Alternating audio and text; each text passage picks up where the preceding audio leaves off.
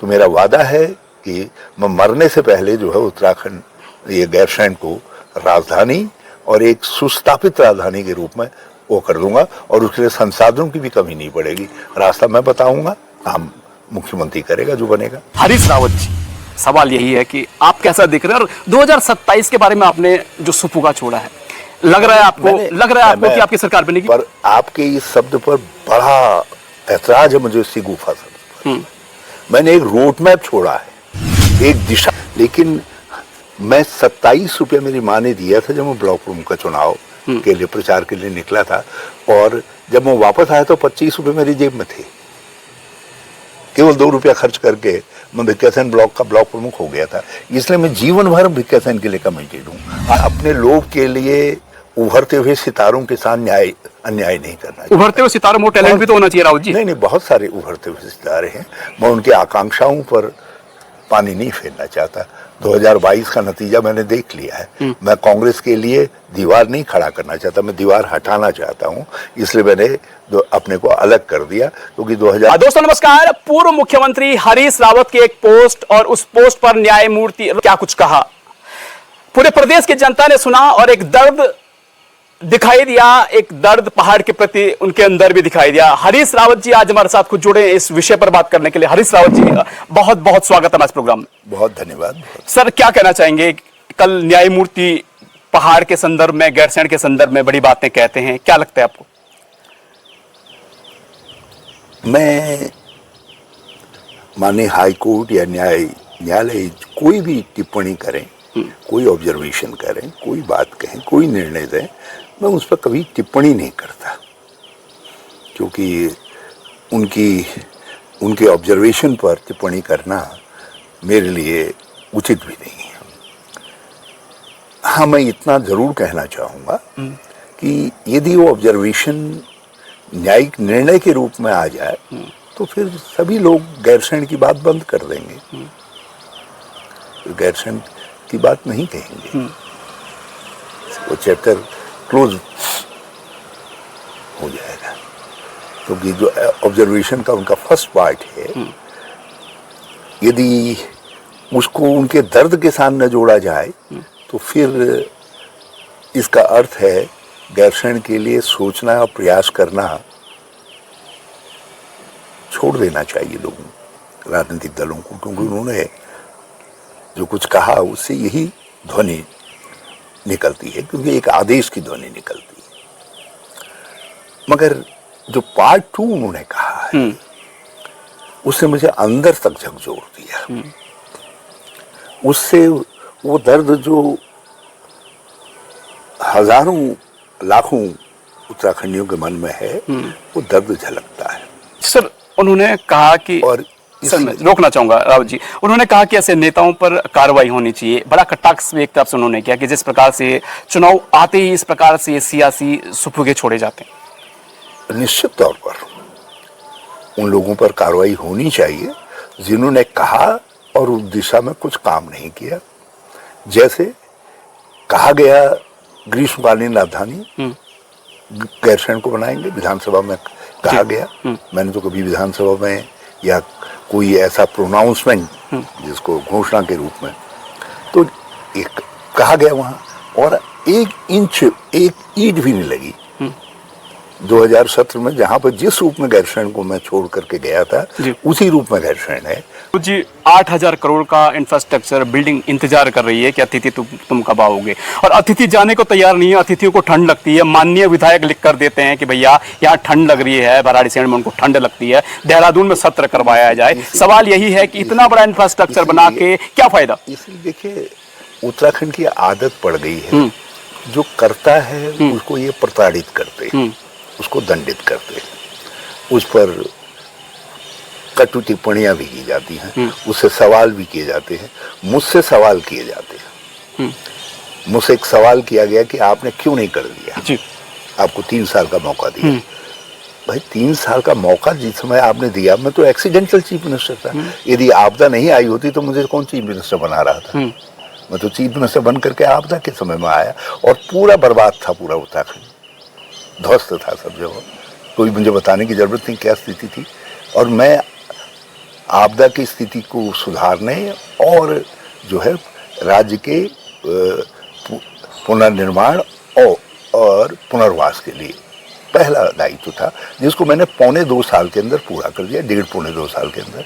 बाकी जो 1.5 साल मेरे पास रहा, उसमें मैंने उत्तराखंडियत की बहुत सारी पहले प्रारंभ की। कोई क्षेत्र आप उत्तराखंड का जनजीवन का देख लीजिए जिसमें उस समय हमारी सरकार ने कोई पहले प्रारंभ नहीं किया, कोई क्षेत्र देख लीजिए उत्तराखंड का, सामाजिक, राजनीतिक, आर्थिक जीवन का हमने हर क्षेत्र में कुछ पहले प्रारंभ की, जिसको मैंने उत्तराखंडियत नाम दिया है। हमने उस तरफ पहले प्रारंभ की और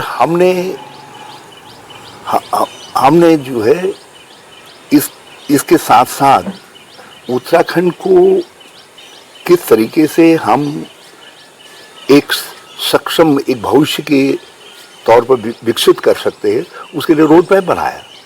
जब मैंने गैरसैंण कहा तो गैरसैंण के साथ एक सोच भी दी। मैंने कहा नया हमको ग्रोथ एरिया चाहिए, हमारी इकोनॉमी के लिए हमको नए ग्रोथ एरिया चाहिए और वो ग्रोथ एरियाज हमको गैरसैंण के साथ मिलेंगे। अच्छा, सवाल राव जी सवाल बड़ा वाजिब है।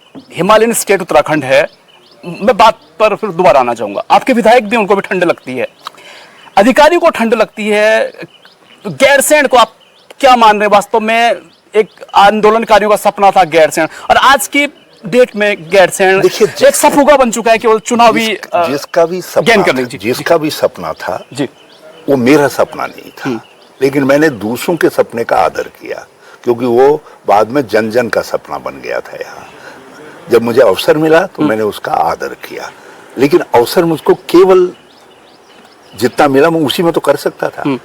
और जो बचा हुआ आपदा के बाद का करीब 1.25 साल का समय था, उसमें आप जानते हैं कितनी आपदाएं मैंने झेली। राजनीतिक आपदाएं झेली, दल बदल की आपदा झेली, राष्ट्रपति शासन की आपदा झेली, और उसके बाद केंद्र सरकार ने मेरा बजट गायब कर दिया 4 महीने जो है।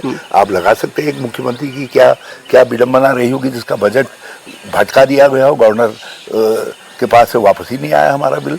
पहाड़ का लाल माइग्रेट होके जो है मैदानी विधानसभाओं से जो है चुनाव, आप अधिकांश चुनाव अपने मैदानी विधानसभाओं से लगे, एक माइग्रेशन आपका भी हुआ है, इसको स्वीकारते हैं? मैं तो बेबसी में आया, जब सीट रिजर्व हो गई मैं तब आया। मैंने कभी अपनी सीट बदली नहीं, मैं जीता हारा मैं वहीं लगा रहा। जब तक थी स्थिति वहाँ, जब तक कानूनन लड़ सकता था, मैंने अल्मोड़ा में ही संघर्ष किया।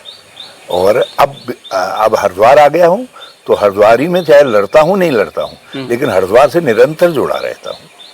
तो मुझको मेरा माइग्रेशन सुविधा का माइग्रेशन नहीं है, मेरा माइग्रेशन बेबसी का है। और राजनीतिक माइग्रेशन जो सुविधा के लिए आ रहे हैं कि कहीं मिल जाए, कहीं से भी लड़ लो, ये सवाल उनसे करो भैया, ये सवाल मुझसे क्यों कर रहे हो? अब मैं हरिद्वार में हूँ। राव जी, आपकी पोस्ट 2027 को लेकर कुछ लोगों का यह भी कहना है कि हरीश रावत 2027 में फिर एक बार सीएम चेहरा हो सकते हैं, क्योंकि इतना कद्दावर चेहरा, इतना विजनरी चेहरा कांग्रेस के पास नहीं है। हरीश रावत जी क्या कहना चाहेंगे? 2027 में चुनाव लड़ेंगे या रिटायरमेंट का प्लान है? कई बार आप रिटायरमेंट की बातों को भी कह चुके हैं। 2017 में जब मैंने कहा था, मुझ में ताकत थी, कुव्वत थी, मैं उस काम को कर सकता था। अब मैं केवल करवा सकता हूं। यदि मेरी सोच का व्यक्ति कांग्रेस आगे लाएगी तो मैं निश्चित तौर पर जो है, जो कहा है, जिसको मैं कहूं किस रोड मैप पे कहां क्या करना है, ये बहुत कठिन काम है, इतना नहीं है। माननीय न्यायमूर्ति महोदय ने जो कहा है, उनकी बात का मैं यदि मीमांसा करूं तो बहुत उन्होंने गहरी बात कही है और उस बहुत चुनौतीपूर्ण काम है। तो उसके लिए कोई व्यक्ति जो मेरी बात सुन करके मुझसे सलाह ले ले, परामर्श कर ले, अब ये समझे कि यार ये बूढ़ा किस काम का खाली खांसता रहता है, तो आप कहते सर, जनता तो कहती है, जनता कहती है कि हरीश रावत के कद का तो उत्तराखंड के वर्तमान में नेता ही नहीं है। मेरी उम्र को जनता थोड़ी लौटा देगी। 10 साल पहले, 12 साल पहले यदि ये सोच आती लोगों में तो आज उत्तराखंड की ये स्थिति नहीं होती। आज ये बात नहीं होती। मैं इसको उत्तराखंड को पर्वतीय राज्यों नहीं, देश के राज्यों के लिए एक विकास का मॉडल बनाता, ऐसा मॉडल बनाता जो स्वअर्जित समता से जो है ऊपर उभर करके आता, जिसमें स्वावलंबन और जिसमें स्वावलंबन और ऊंची उड़ान भरने की सोच होती। मैं आधुनिकता का जमीन की संस्कृति के साथ, जमीन मिट्टी के साथ समन्वय करने का काम करता। तो लोगों ने मेरे अनुभव का फायदा ही नहीं उठाया, मेरी सोच का फायदा ही नहीं उठाया। राव जी, लोग 90 साल में मुख्यमंत्री बन रहे हैं, 85 साल में मुख्यमंत्री बन रहे हैं, आप नियर अबाउट 70-75 हैं वर्तमान में। अभी ये समय है आपके पास, आपके अनुभवों का लाभ मिल सकता है। मैं अपने लोभ के लिए उभरते हुए सितारों के साथ अन्याय नहीं करना। उभरते हुए सितारों में टैलेंट भी तो होना चाहिए राउत जी। नहीं, बहुत सारे उभरते हुए सितारे हैं। मैं उनकी आकांक्षाओं पर पानी नहीं फेरना चाहता। 2022 का नतीजा मैंने देख लिया है। मैं कांग्रेस के लिए दीवार नहीं खड़ा करना चाहता, मैं दीवार हटाना चाहता हूं। इसलिए मैंने अपने को अलग कर दिया, क्योंकि 2022 में कांग्रेस केवल इसलिए हारी, लोगों ने कहा यार हम तो 2027 में भी आ जाएंगे, 2032 में भी आ जाएंगे। ये तो हरीश रावत का वर्ष न हो जाए। तो जब इस सोच के साथ वोटिंग हुई है तो मैंने उस सोच को हटा दिया है।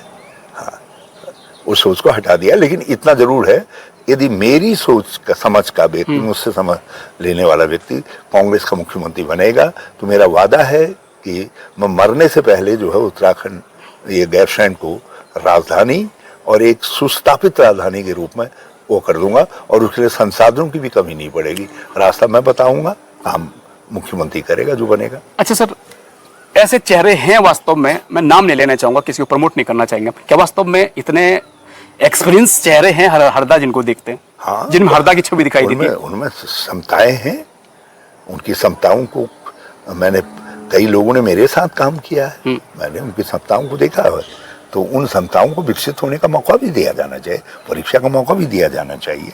तो मुझे कोई दिक्कत नहीं है। इसलिए मैंने अपने को, मैं नहीं चाहता कि वहाँ पर है, मैं चाहता हूँ नई पीढ़ी आए, कांग्रेस के अंदर भी आए और भी आए, उन नई पीढ़ी को भी आजमाने का मौका दिया जाए। सर, लोकसभा चुनाव में भी कांग्रेस के लिए रिजल्ट फेवर में रहे, निकाय चुनाव में भी लगभग फेवर में रहे, और अब पंचायत चुनाव की बारी है। क्या लग रहा है इस बार पंचायत चुनाव से कितनी उम्मीदें हरीश रावत जी की टिकी? अरे रावण है भाजपा, अपहरण कर देती है, तो क्या करेगी सीता मैया? पहले सरेंडर कर रहे हैं सर। नहीं, ये तो अपहरण कर देते, नहीं आ तो हम लड़ रहे हैं ना। इसीलिए तो मैंने आह्वान किया कांग्रेस के लोगों से, इस बार लक्ष्य लेकर के काउंटिंग हॉल में रहो। काउंटिंग हॉल के बाद, जीतने के बाद भी हर प्रत्याशी के घर पर लक्ष्य लेकर के जो है पहरा देने का काम करो, और हर जगह जहां चुनाव होगा लक्ष्य लेकर के कांग्रेस के लोग वहां मौजूद रहें, ताकि अपहरण न करने दिया जाए। सीता माता का भी तो एक ही बार अपहरण हुआ था, फिर बंदर भालू सब सचेत हो गए थे। तो भी हम भी अपनी जो है कांग्रेस की हनुमानी सेना को कह रहे, सचेत हो, अब अपहरण मत करने दो। सर, समय देने के लिए धन्यवाद। परवजन। तो कांग्रेस के वरिष्ठ नेता हरीश रावत जी हमारे साथ जुड़े थे, जिन्होंने सारे सवालों के बेबाकी के साथ जवाब दिए। तो आप देखते रहेगा और जुड़ते रहेगा परवजन डिजिटल के साथ। धन्यवाद।